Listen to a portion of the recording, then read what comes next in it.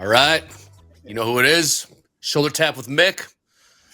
Head of the wrist team. Let's go, Mick. We still have this house account trade, so I am keeping an eye on that. Why not close at 230? We were working 29s. IT trade for X. We were working 29s, just right beneath it. Did not get that fill. We got 5 on right now. I appreciate everyone trying to manage the trade from the chat, but we got this. We committed to the stop. We're committed to the profit target. We got this, but I do appreciate the engagement. Mick, how are we doing today? How are we looking on the board? We see more red. We see more green on the board today. What up? Well, we got more red on the board today, but we've got bigger green numbers than the red numbers, which, I always like to see. How are you guys on that house account? I saw you guys fluttering around both sides, up money, down money. Yes. Are you guys break even right trade, now, I would imagine? First trade we got stopped out for a $2,700 loser. Got back in at a little better price. Trade location got short again. The NQ.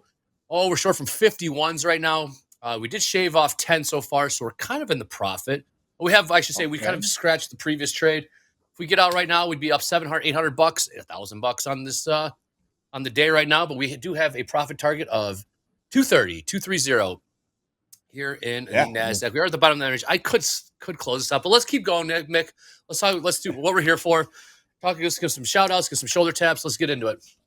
All right. Well, we always talk good trading advice and whatnot. Andre, I want to kind of back up to something that you said, like sticking to your guns as far as keeping the take profit where it is, keeping the risk where it is.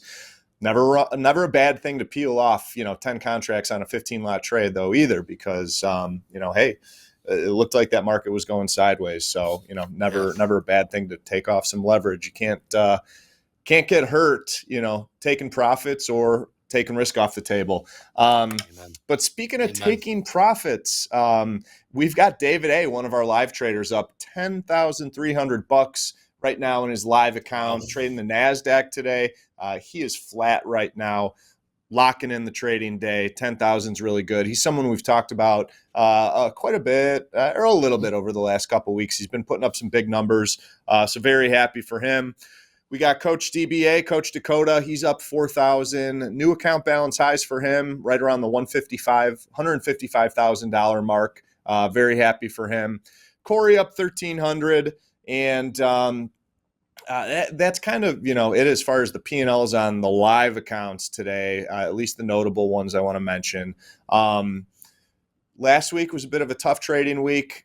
Yesterday being Monday, kind of a tough trading week from what I saw. Normally, there's not a day that goes by where we don't find someone to call up to the live account from an XFA. We had 0 call-ups yesterday afternoon, but we did have 6 live accounts off-boarded. So just wanted to share the pulse on, how people were doing. There's always ups and downs in this business. Speaking of ups and downs, I'll talk about the weather here in Chicago, as we've had sunshine outside, we've had rain outside, and just kind of like a little insider thing for those of you that aren't, Chicagoans involved in the Board of Trade. They always say, the big grain contracts are traded here in Chicago, and they always say when it rains on LaSalle Street, the price of corn goes down. And we have seen with this rain, the sun today, the weather doesn't know what it wants to do. We've seen corn also on both sides of yesterday's settlement prices. So I just thought that'd be a fun little plug to share. Love that. Did we do another plug for the group coaching? I know we wanted to plug group coaching. Oh, great call, Mick. Do it. Do you want to do it, or should I do it, Mick? I don't know what to say for it. Maybe I'm reminding you to plug group coaching. 100%. So pinned at the top of the chat here, we got the group coaching form for Hogan JD coming up right after shoulder tap. Get those questions in for Hogan JD, and they will answer all your questions, whether it be technical indicators, just market profile, whatever you have. There are no questions too complex or too elementary, if you will, for them. So get those questions in. That's coming up here in about 23 minutes. So get those questions in the next 20 minutes, and they will answer those for you. Thank you for reminding me, Mick, and watching this trade. So that's what we're here for at Topstep. We all got each other's back. All right, let's get in this. Now we got some shout-outs. We got some shout-outs. Yeah, what do we got? Yeah, now that I know how to do it, I'll just I won't remind you. I'll just go in and do the plug for group coaching. I'll steal your flames. I appreciate that. We got some traders I want to feature today. I know I've shared that like the people in the live accounts, we've had some good, some bad, struggling, but I want to feature all express funded account traders today, and I want to start out with Khalid. Khalid's someone in an XFA. Let's get his card up. Andre, Yep. you are going to Man, right like now. this because I feel like one of the topics that I like chatting with you most about is the high winning trade percentages. And, Andre, maybe it's just me, but I think we both like talking about how we should always be aiming for 100% winning trades. 100%. Khalid, who we've got here, he's stringing together 100% winning days. It's actually not only been, it's been 14 days, 100% winning days over 14 days. And he's at 78% winning trades. These are really nice metrics. I really like what I'm seeing here. Let me pull up some of my notes on Khalid. All right. So best day, $1,083 here in this XFA. Average winning day of $274. He's not a big swinger. To go along with those 78% winning trades, Andre, he's only taken 5 trades a day. So this is something I always say is very in line and indicative with a high winning trade percentage, and that's not taking a lot of trades during the day. So they're selective. They're doing 1s and 2s as far as the contract sizing goes. And I'm pretty impressed with the win rates here because there's pretty short hold time. You can see that their hold times are less than 2 minutes for both the winners and the losers. I always get impressed by that because I'm of the firm belief it's very difficult to trade profitably over the long haul on a short time frame if you're scalping, whatever your strategy is, short time frame. But obviously they've got a strategy where they're picking their spots despite looking at a short time frame chart for their entries and managing their trades. 78% winning trades and 100% winning days. So they've got something special. I think Khalid's got the special sauce here because this is not something you normally see. Risk reward could be a little bit better. Average winning trade only $187, while the average losing trade, despite it being a scarcity or a scarce item, they're risking more on their losing trades than they are taking down on their winning trades. So that's something to keep in mind. Khalid, if you do see your winning trade percentage drop from where it's at, just south of 80%, you may want to focus on the risk reward, or you may want to be a little proactive and say, hey, this could be, and I don't know, maybe I'm wrong. Correct me if I'm wrong. Khalid, if you're in the chat, say, Mick, this is always what I'm doing, high winning trade percentages. But if it's not, do think about, making some tweaks to that risk reward because things are going well now. We want to ensure they stay going well. So something I want to mention here, Andre, is a thing that I'd like him to consider is balancing the number of payouts he's taking and the amount of payouts with his account balance maintenance level.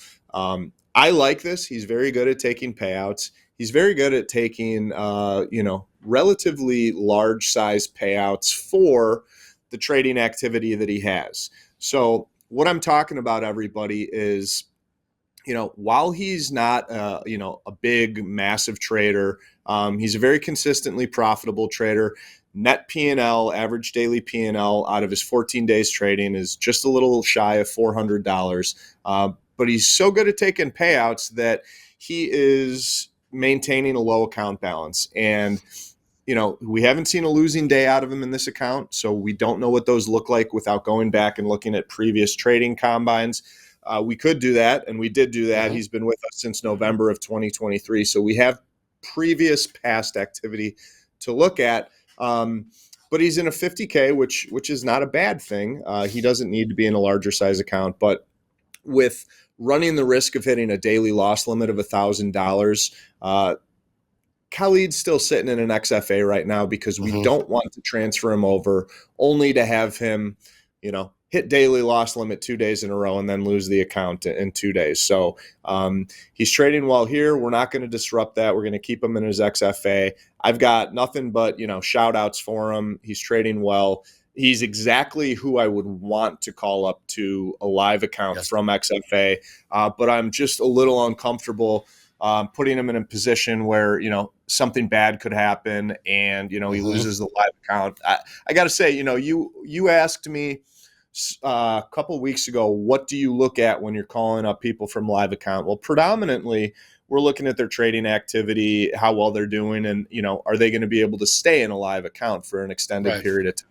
Obviously, we're also balancing the best interest of Topstep, and that goes to looking at their trading activity and performance, but the best interest of the trader too. We don't want to set someone up where, hey, we're going to move you to live, and then a couple bad days, you lose the live account.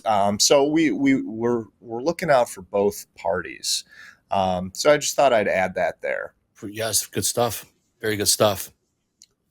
Okay, I want to move on to the next card, but before we call the next card up here, pull it up here. I want to give our next trader a little bit of an intro. Okay, Andre, I like this a lot. The next trader who we're going to pull up, Daniel, he really showed some true grit early on in his XFA. Okay, we pulled him up. Nice. He took a 4-day losing streak early on that put him about $800 away from his max loss limit in the account. He turned it around, and right now, Andre, he's sitting on a 4-day winning streak for $8,900. Wow. True grit. There's a lot of people that would, in a scenario like that, give up, YOLO it, swing for the fences, try and hit a big home run, and that's exactly what he did not do. He took his cuts and got into the markets and kind of buckled down and made some changes. And I wouldn't even say it's about making the changes. He just got in a groove.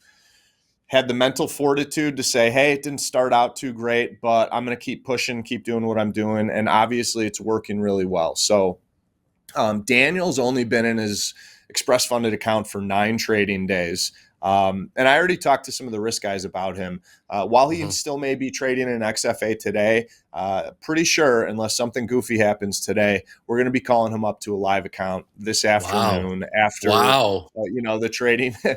Wow. After the trading all settles out. Because he's been good, and good to the tune of averaging $791 per day over those 9 trading days. The metrics, you might say, are not interesting. There's one thing that's really carrying him here.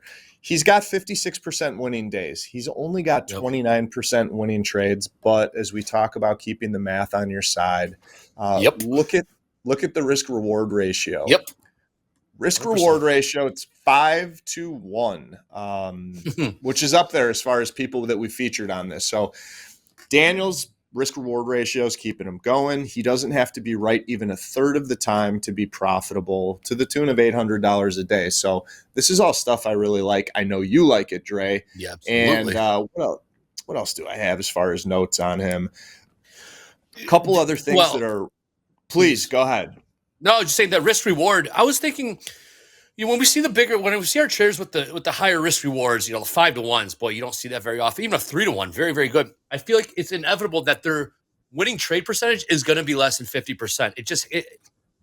How often are people going to have a winning trade percentage above 50%, as well as a risk reward to 3-to-1, 4-to-1, 5-to-1? So I think when we see these risk rewards of 5-to-1, inevitably you are going to see the winning trade percentage, around 50%, probably lower than 50%, if I'm reading this correctly. Could be. Well, you know what? I don't know if the risk reward is actually what indicates that personally, but honestly, Andre, it doesn't frickin' matter. You could have 50%, you could be below 50%, you could be 29%. It doesn't matter if your risk reward is 5-to-1. It just doesn't matter. Now, if your winning trade percentage is even higher, then you're just that much more profitable and you're picking your spots really, really well. So I think it's something interesting to bring up. But I'm not sure it really matters at that point. It's just all that's going to do is dictate what your average daily P&L is, or your net P&L on a per day basis is. So something to consider, though, no doubt. Andre, take a look at this trade report. We've got his best day is more than 3 times what his worst day is. It's actually 4 times what his worst day is. Just about best day, about $3,100, while his worst day is only about $760. So Money management, really good there. And then the average winning day is over 3 times what the average losing day is. They're Wow. averaging $1,860 on their winning days, risking only $550 on their losing days. And then they're trading one lots. I always say it, That's Andre. incredible. It's pretty easy to make or lose $1,000 trading one lot, especially in these, the most popular product we've got, the NASDAQ. So there's a ton of things that I like here. I've listed most of them, but I'll summarize. I know you feel very similar, Andre. Yep. I like that Daniel's containing the losses, risking less than he's allowed to. There were no daily loss limits hit here, despite half of his trading days being losing days. No daily loss limits hit. I like that. They're selective with their trades, trading one lots, only 3 trades a day. The risk reward is absolutely astounding at 5-1. They're wildly profitable. And the hold times also Yes. astounding. Nothing to balk at. Hold times. Look at this. 26 minutes in their winning trade on average and spending less than 9 minutes in their losing trades. I really want to stress, again, as I always do, the importance of being patient with your winners and being impatient with your losers. And I'll say that, that is something that's challenging to do when you're doing a 5-1 risk reward ratio, but it's something that, if you're framing out your trades where I'm risking $10 to make $50 or risking $100 to make 500, you're organically going to have to be patient with those trades, because it's not 1-1 where I'm looking to make 10 ticks on my winners or 10 ticks on my losers. Like you're forced to sit there and let that market trade to your profit target or stop you out. So really good job framing it out and being patient with the winners and impatient with the losers. You need to be that way when you're taking the big risk reward ratio. So I really like this a lot. Like I said, Daniel, we'll have to see how the end of the day shakes out today, but I talked to the guys earlier. I want to call him up. So he will be someone that we're probably calling up to the live account. And then speaking of people we want to call up,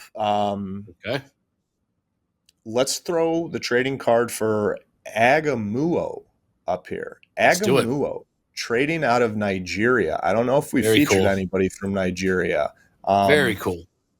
Look, this is kind of an interesting one because Agamuo is trading a lot of different asset classes. He's in equity indices. He's doing the metals, silver.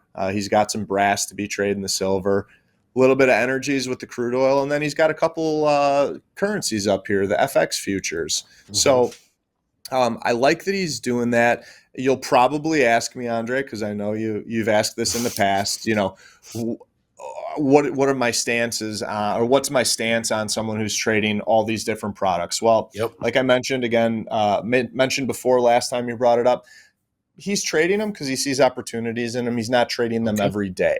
Tell us a little bit about your thoughts on, if you're someone like Agamuo, do you think that you could be, or anybody should be, trading these 4 different asset class types on a daily basis? What's your thought there? I say no. You specialize in 1, maybe 2, all of that. I think you're spreading yourself a bit thin. But hey, if it ain't broke, don't fix it. For me, it's interest rates and equities. Outside of that, I don't know energies. I don't know metals. I do understand the market participants, the market personality, volume, what good volume versus bad volume looks like, in whether it be interest or fixed income or equities. So I kind of understand what those markets are supposed to look like. But with all the time I've had in these markets, I suppose I could have broadened my horizons, expanded into some different asset classes. I just never did. If neither of those 2 asset classes were firing that day, then it was a no trade day, which I was okay with. But I think you only have two eyeballs, right? So you can only see so much. And how do you determine what is trading that day and what isn't trading? What should be traded that day and what shouldn't? Like I said, if it ain't broke, don't fix it. Obviously, they got a system down, so stick to it. For me, it's just a little bit too much information, too much stimuli, if you will. But I do get if they are able to trade, by all means, trade it. Yeah, I completely agree with you, Andre. I think it's really important to focus on 1 or 2 markets. Don't spread yourself too thin. What I saw with Agamuo is he's not trading all those every day, though. And I think that that's the exception to the rule there, where, Okay. you might not see anything in equities. And, if you're sitting there watching the markets, it's okay to bounce around a little bit and see, oh, is my bull flag or is my setup there anywhere else, especially for someone who has a technical approach to the markets. Technicals, you can kind of have them apply to different markets. Every market has its own trading functions, time of day functions. So you've got to be aware of those. But I'm with Andre. I don't think anybody can manage trading all of these different products on a daily basis. But when there's nothing happening in corn, maybe I could move over to, an energy or a metal or something like that and see if there's an opportunity there. But that's what he's doing. He's not trading these products every single day. He's cherry picking when he does them. So I think in regards to that, it's okay. But, continuing on with the conversation, or one of your talking points, Andre, is like, as far as spreading yourself thin, it's one thing to see a setup in a couple markets and be like, oh, I should go long here, or I should go short here. That's one thing. The tough and the tricky piece is focusing your attention on managing the trade when you're in the trade, and having your mind acute enough, because it's spread across a couple products now, or multiple products. It's really tough to manage the trades when you have that exposure on. It's easy to maybe say, oh, here's a setup, I'm slapping them on, but managing them's a whole nother beast. And it's really, really tough, even for the best speculator out there, to manage those trades. So enough on that. Let's get back to Agamuo and talk about his trading. Listen to this, Trey. He's spent 80 days in this XFA. 80 days. 80 days. My goodness. 80 days. And and he's profitable. I also told the guys today, I was like, I think we should call him up, because from everything, just about everything he's shown us, he's profitable overall.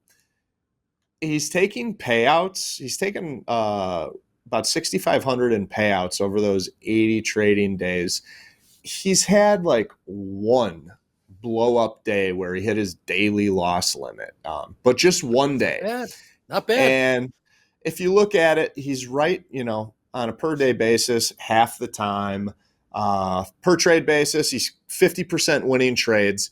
His best day, he put up $1,740, which is bigger than his worst day of 1,044. And he only had one of those daily loss limit days here on this account. And then the average winning day is $315, while the average losing day is only 179.